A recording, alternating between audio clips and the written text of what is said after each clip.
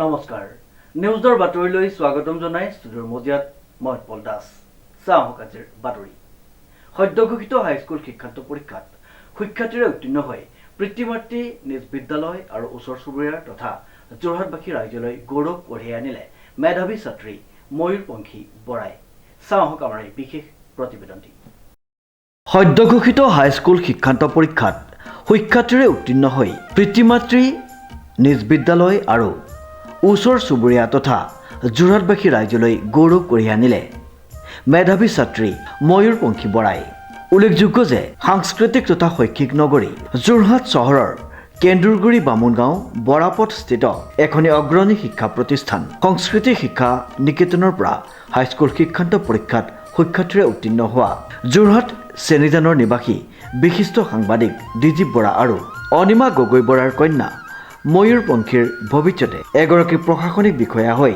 দেশৰ বাবে সেৱা আগবঢ়াই দেশ সেৱা কৰা সপোন পুহি ৰাখিছে। আমি নিউজৰ পৰিয়ালৰ তৰফৰ পৰাও মেধাৱী ছাত্ৰীগৰাকীৰ সপোন পূৰণ হোৱাৰ অৰ্থে ভগৱানৰ ওচৰত প্ৰাৰ্থনা জনাই তেওঁৰ সুস্বাস্থ্য আৰু দীৰ্ঘায়ু কামনা কৰিছোঁ। তুমি কোন কোন বিষয়ত লেটাৰ পাইছিলা? মই এছএছটি আৰু ইংলিছ ন? এতিয়া তুমি পৰৱৰ্তী পৰ্যায়ত কি পঢ়িবা তুমি এতিয়া? আৰ্টছ আৰু তুমি আৰ্টছত হায়াৰ ছেকেণ্ডেৰী পাছ কৰাৰ পিছত কি ভাবিছা ভৱিষ্যত পৰিকল্পনা? ভাবিছোঁ আইএএছ অফিচাৰ বনিবলৈ। হয়, ভেৰি গুড। আৰু আমিও ভগৱানৰ ওচৰত প্ৰাৰ্থনা জনাইছোঁ তোমাৰ মনোকামনা পূৰ্ণ হওক আৰু তুমি এগৰাকী আইএএছ বিষয়া হয় আমাৰ অসমৰ বাবে গৌৰৱ কঢ়িয়াই আনিব বুলি আমি আশা ৰাখিলোঁ। তুমি দুটা বিষয়ত লেটাৰ পাইছিলা, কিমান নম্বৰ পাইছিলা?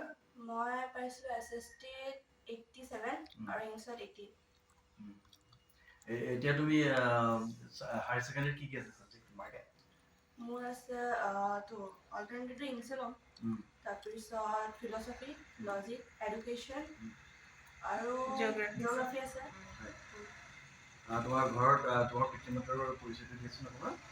মোৰ পাপা এজন জাৰ্নেলিষ্ট হয় আৰু মায়ে অংগনবাড়ী টিচাৰ কৰে। মোৰ এটা ভাইটি আছে। পাপাৰ নামটো? ডিজিপ বৰা। আৰু মাৰ? অনিমা গগৈ বৰা। ঠিক আছে, তোমাৰ উজ্জ্বল ভৱিষ্যত আমি কামনা কৰিছোঁ। তুমি এনেদৰে পঢ়ি শুনি এগৰাকী সুনাগৰিক হোৱা এই আমি ভগৱানৰ ওচৰত প্ৰাৰ্থনা জনাইছোঁ। উল্লেখযোগ্য যে নিউজ নাও বৈদ্যুতিক মাধ্যমৰ স্বত্বাধিকাৰ ও মুখ্য সম্পাদক উৎপল দাসে ছাত্ৰীগৰাকীৰ বাসগৃহত উপস্থিত হৈ ছাত্ৰীগৰাকীৰ সফলতাত গৌৰৱান্বিত হৈ তেওঁক অসমীয়াৰ স্বাভিমান এখনি ফুলাম গামোচাৰে সম্বৰ্ধনা জ্ঞাপন কৰি আশীৰ্বাদ প্ৰদান কৰে। Bureau report news now.